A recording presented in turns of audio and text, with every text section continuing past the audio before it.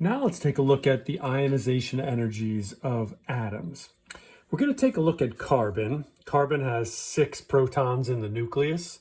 And if we were treating this as Bohr would, we would say that there were 2 electrons on the first energy level and 4 electrons on the outside or second energy level. So there's 4 valence electrons. And an ionization energy is the amount of energy that I need to inject to get this electron to jump out of the atom, to literally move to infinity. So I'm taking it infinitely far away from the atom, and I want to know how much energy that is. And you would think, if Bohr were correct, that all 4 of these atoms would have exactly the same ionization energies, right? Because they're all on the second energy level.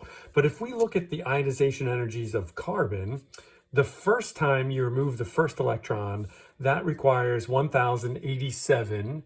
I'm not exactly sure what the units are. Let's say it's kilojoules per mole. I'm honestly guessing. I don't know what that unit is.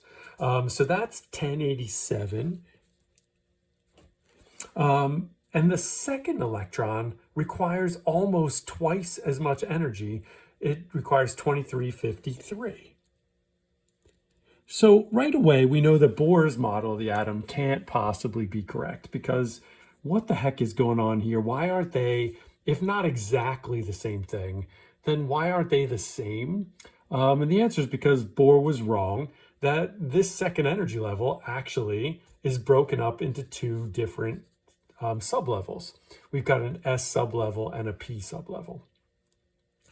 So if I were to draw out my energy level diagram here, I've got 2 electrons in the 1s, 2 electrons in the 2s, and 2 electrons spread apart because of Hund's rule in the 2p sublevel. Now, I need to inject enough energy to get myself, this electron anyway, to get it all the way up to infinity. And this one is going to be slightly more energy. So we said again, it was like 1,000 and 2,000.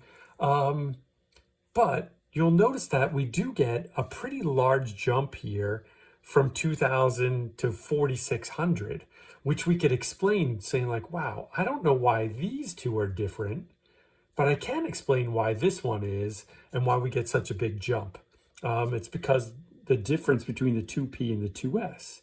And then we would expect a huge difference between the third, well, this would be the 4th energy. So 1, 2, 3, 4. We can see that there's clearly a difference where we go from 6,000 to almost 38,000 kilojoules. Oops, sorry about that. As we look at our energies. So the first one was 1,000, 2,000, 4,000, 6,000, then a jump to almost 38,000. So what explains that jump? It's the jump from one energy level to another. Is it possible to spot these differences? Yes. If we looked, that's like a 1,200 joule difference between these 2. And between the second 2 here, so from here to here, now we suddenly get like a 2,300 joule difference. So there is a difference between these 2. It's just not as pronounced. It's tougher to see. AP won't be asking you for that, actually. The only thing you're going to need to spot is the huge differences between energy levels. Okay, now I'm kind of glossing over some stuff, but I just want to just barely get into this topic, and I want to build into it. So if you've got questions at this point, hold on to those and we'll talk. Let's take a look at oxygen. Now, oxygen has 8 total electrons. It's got 2 in the 1s, 2 in the 2s, and 4 in a 2p sublevel. Now, it's pretty easy to see that this electron here is different than the other 3 in that energy level. Or we could say that this pair, they've got something that they have to deal with because they are actually repelling each other inside here. And so this 2p orbital has a tension that we didn't see up here when everything was separated in the 2p. Now we've got this electron that's jammed into the same sublevel or orbital, and that repulsion is altering the energy. And we can see that because the first time we go to remove an electron, it takes about 1,300 joules, and then it jumps to 3,300 for the next one. So that's a jump of what, 2,000 there? The next one's also a jump of about 2,000 and a jump of about 2,000. So the first one is pretty easy to remove because, look, it's a roommate. It's stuck in there and they are pushing each other. So as soon as one goes to leave, the other one says, good, didn't like you anyway, get out, right? But then from then on, these three are actually in a lower energy state. Like, we don't usually draw this, but these 2p orbitals are actually going to drop down in energy. So if we said that this is high energy and this is low energy, as soon as this first electron is gone, the next three are actually in a lower energy state. We didn't talk about that up here because we were just getting into it, but now we can see, like, well, that could explain why the first one is pretty easy, and then the next three are similar in energy, and a more. Oops, that still says 200. It should say 2,000. Now, from there, we suddenly see a jump. So we're clearly going from 7,400 to 1,100. Now we're seeing a jump of what, 3,500 joules. That's pretty significant. So we're clearly going from the S to the P. And then this is another like 2,000 something. What's that, like 2,300 joules? So as we're removing that one, we're still in the 2S. And then, boom, huge difference.